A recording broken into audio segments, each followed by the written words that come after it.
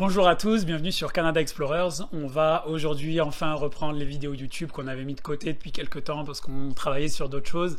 Il y en a certains d'entre vous qui nous ont demandé d'en refaire, donc on va recommencer avec un nouveau format. Vous allez voir, ça va être 3 points abordés sur une thématique en particulier en 3 minutes. Pourquoi un format aussi rapide? Ça va être l'objectif que vous puissiez l'écouter facilement. Et de notre côté, on va pas se mentir, c'est plus facile à tourner puis à monter. Et comme ça, on pourra aussi en faire plus régulièrement. Donc on attaque tout de suite avec aujourd'hui, on s'est dit que c'était important de mettre en avant 3 points qu'il faut bien faire si on veut postuler efficacement au Canada.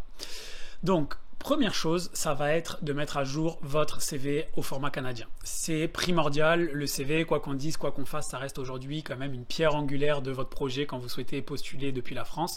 Et donc, il va falloir l'adapter aux us et coutumes canadiennes. Il y a plein de choses qui vont différer du CV français, c'est-à-dire qu'on va par exemple pas avoir de photos, le CV peut être sur 2 voire 3 pages. Il n'y a pas d'informations qui sont jugées discriminatoires par exemple, donc c'est-à-dire on va pas mettre votre âge ou votre statut, par exemple célibataire, marié, toutes ces choses-là, il faut éviter. Il y a plein d'autres choses, mais pour ça, nous, ce qu'on vous propose, c'est soit d'utiliser un CV de quelqu'un qui est déjà parti en fait au Canada, ou quelqu'un qui a un CV canadien, soit de refaire le vôtre, le retravailler, soit à votre façon, soit en participant à un atelier CV qu'on organise à peu près 2 fois par mois avec Bastien. Et donc ça, on va vous mettre un lien directement dans la bio, et comme ça, vous pourrez vous inscrire pour le prochain atelier.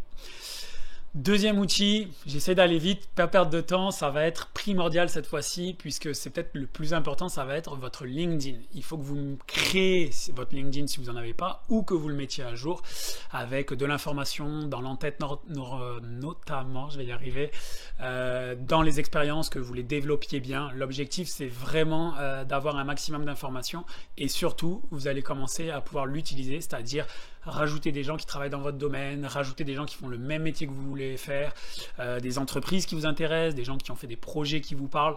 Tout ça, faut pas hésiter à les ajouter, mais surtout se présenter, parler avec eux, leur expliquer votre projet, demander des conseils.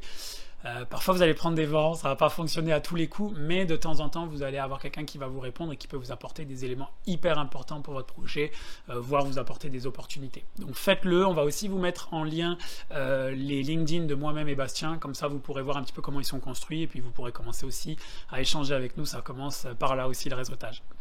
Troisième outil, hyper important aussi, ça va être d'utiliser les bons sites de recherche d'emploi.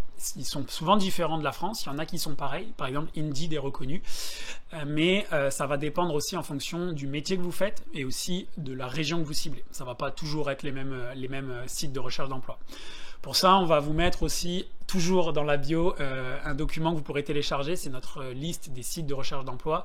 C'est une liste avec des sites généralisés et des sites qui sont plus spécialisés, où vous allez pouvoir commencer à les utiliser, éplucher un peu les annonces et pourquoi pas commencer aussi à postuler pour prendre la température. Donc voilà, je vais m'arrêter là, je vais essayer de respecter au maximum le délai. En tout cas, c'était les 3 choses qu'il fallait avoir. Donc son CV au format canadien, son LinkedIn et utiliser les bons sites de recherche d'emploi. N'hésitez pas à vous abonner, ça donne beaucoup de force et d'énergie au projet. N'hésitez pas non plus à liker, à mettre un commentaire, à partager autour de vous. Nous, ça fait vivre le projet, puis ça nous envoie des bonnes ondes. Et d'ici là, moi, j'ai plus qu'à vous dire à la prochaine pour une vidéo qui devrait arriver très très très rapidement. Bye.